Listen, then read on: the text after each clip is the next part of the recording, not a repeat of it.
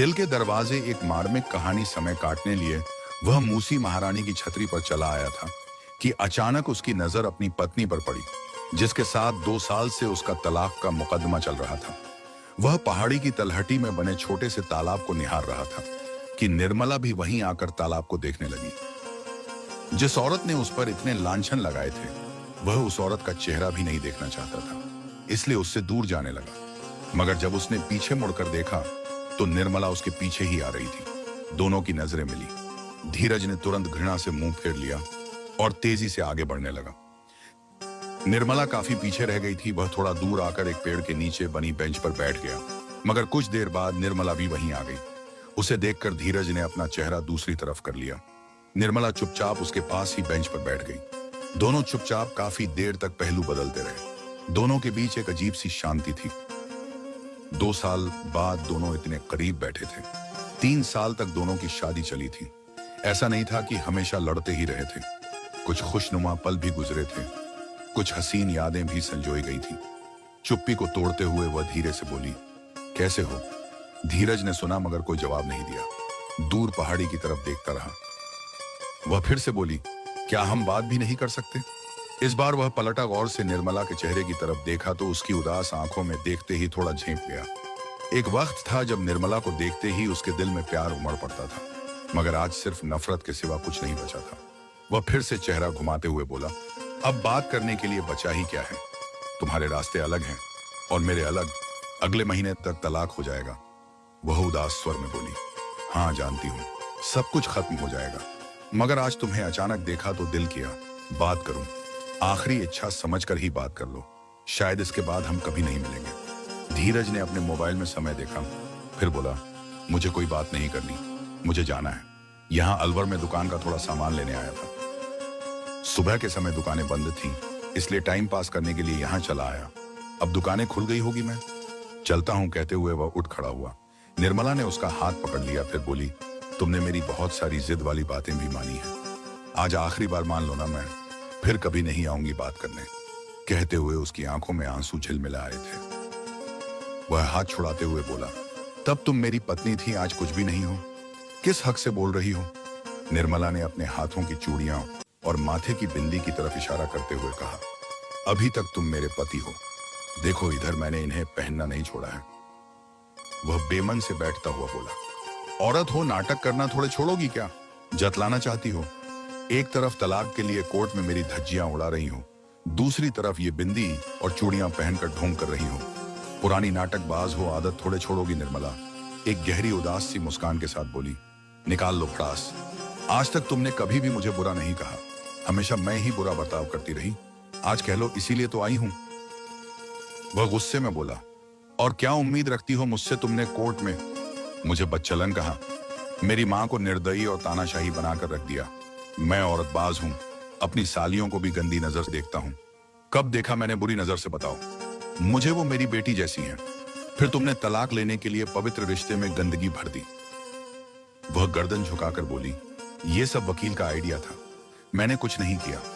वह शिकायत भरे स्वर में बोला, ऐसे इल्जाम लगाने के लिए मना नहीं कर सकती थी। वह बोली, कैसे मना करती तुमसे? तलाक जो लेना था, तुम्हारी गरीबी और लाचारी से तंग आ गई थी मैं। तुम्हारी माँ के झगड़े से मेरा उस घर से मन उठ गया था। छुटकारा जो चाहिए था तुमसे। वह गुस्से में बोला, मैं गरीब था, बेरोजगार था, फिर मुझसे शादी ही क्यों की थी? वह सर झुकाए हुए बोली, शादी हुई तब तुम पढ़ रहे थे, पापा को लगता था तुम नौकरी लग जाओगे। वह खड़ा हो गया, फिर गुस्से में बोला, मेरी हिम्मत नहीं है तुमसे बात करने की। अब टेंशन होते ही मैं पगला जाता हूँ। घर समाज में मेरी इज्जत का झुलस निकल चुका है, मैं कहीं का नहीं रहा। काश तुमसे शादी नहीं होती। निर्मला बेहद शांत स्वर में बोली, एक बात बोलूं? वह उसके मुंह की तरफ देखता हुआ बोला, जल्दी बको, मुझे जाना है। वह भरी आंखों से उसे निहारते हुए बोली, 2 मिनट बैठ जाओ प्लीज। उसका उदास चेहरा और आंखों में आंसू देखकर वह थोड़ा नरम पड़ गया। गौर से निर्मला को देखा, वह बहुत दुबली हो गई थी, चेहरा मुरझा चुका था। अब पहले जैसी रौनक नहीं बची थी। धीरज के बैठने के बाद बोली, मैं कोई बुजुर्ग महिला नहीं हूं, अभी भी 25 साल की हुई हूं। जब ये बातें हुई मैं बच्ची थी, कुछ होश ही नहीं था। बस एक ही बात दिमाग में बैठ गई थी कि मेरे साथ गलत हुआ है, जीवन भर गरीबी में जीना होगा। मेरी सारी सहेलियों की शादी पैसे वालों के घर में हुई है। जब उनसे बातें होती थी तब अपना दुख दिखाई देता था। ऊपर से तुम्हारी मां का व्यवहार मुझे चुभता था। धीरज कुछ बोलने वाला था, मगर निर्मला ने उसके सामने हाथ जोड़ दिए। बोली, पहले मेरी सुन लो। तुम नौकरी नहीं लग पा रहे थे। छोटा काम करने में तुम्हें शर्म आती थी। घर में पैसों की कितनी तंगी थी। मिर्च रोटी खाकर गुजारा करना पड़ता था। मेरी अंतड़ियों में ऐंठन होने लगी थी। इसी मुश्किल में मैं बचपना कर बैठी। जानते हो, जब तुम्हारे बयान की कॉपी मुझे वकील ने लाकर दी तब उसमें तुमने एक जगह कहा था कि मेरी पत्नी गंगा की तरह पवित्र है, उसका चरित्र पाक है। मैं उस पर कोई लांछन नहीं लगाना चाहता। उसे पढ़कर मुझे रोना आ गया था।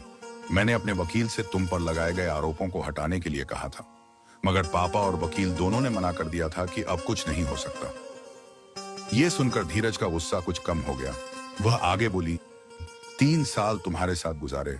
उन 3 सालों में तुमने कभी मुझे नहीं डांटा, कभी कोई अपशब्द नहीं कहे, हमेशा प्यार से समझाना चाहा। इन 2 सालों में मैंने दुनिया को समझा है। लोग बहुत बुरे होते हैं, मगर तुम में तो कोई कमी है ही नहीं। कई दिनों से दिल पर बोझ था। सोच रही थी एक बार तुमसे माफी मांग लूं, मगर मौका ही नहीं मिल रहा था। मुझे पता है तुमने दुकान खोल ली है, अब तुम बाइक के मिस्त्री बन गए हो। आज सुबह से तुम यहाँ बैठे हो, तब तुम्हें मेरे चाचा के लड़के ने देख लिया था। मुझे फोन किया तो मैं दौड़ी चली आई। हिम्मत नहीं थी, मुझ में डरते डरते आई हूं, मगर दिल का बोझ बहुत बढ़ गया है। तुमसे माफी मांगे बिना मुझे चैन नहीं मिलेगा। माफ कर दो ना। कहते हुए वह रो पड़ी। धीरज के दिल में दबी नफरत अचानक से पिघल गई। उसे निर्मला में 2 साल पहले की अपनी नीलू दिखाई देने लगी, मगर वह अपने जज्बातों को दबाते हुए बोला, अब क्या फायदा माफी का, जब चिड़िया चुग गई खेत, अब सब खत्म हो गया है। वह भरी आंखों से उसकी तरफ देखते हुए बोली, तुमने मुझे माफ तो कर दिया ना? वह खड़े होते हुए बोला, हाँ कर दिया। जिन्हें दिल में जगह दी जाती है उनका बुरा नहीं सोचा जाता। इतना कहकर वह चल पड़ा। वह पीछे दौड़ते हुए बोली, सुनो। वह खड़ा हो गया। वह करीब पहुंचकर हांफते हुए बोली, एक ख्वाहिश और पूरी कर दो। वह बोला, क्या? वह मासूमियत से बोली, एक बार गले लगा लो, बहुत तलब लगी है, यहां दिल में आग सी लगी है।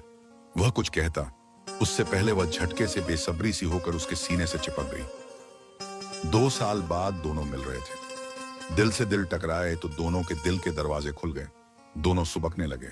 जब अलग हुए तो धीरज ने उसका हाथ पकड़कर कहा, चलो अपने घर चलते हैं, और वह चुपचाप उसके साथ चल पड़ी। कहानी का मोरल, अपने हमसफर से ऐसा व्यवहार करो कि वह तुमसे अलग होकर भी कभी भूल ना पाए। गुस्से में भी मर्यादा का ख्याल रखे, वही सच्चा मर्द है। नादानियां और गलतियां जीवन का हिस्सा है। माफ करते रहो, माफी के सिवा दूसरा कोई ऑप्शन नहीं है। आपको यह कहानी कैसी लगी? अपनी राय जरूर बताइएगा। क्रिएटर आनंद वर्मा पोस्ट अच्छी लगे तो लाइक, शेयर और कमेंट्स कर देना दोस्तों। अच्छी कहानियों के लिए पेज को फॉलो कर लेना। कीमती समय निकालकर पढ़ने के लिए धन्यवाद।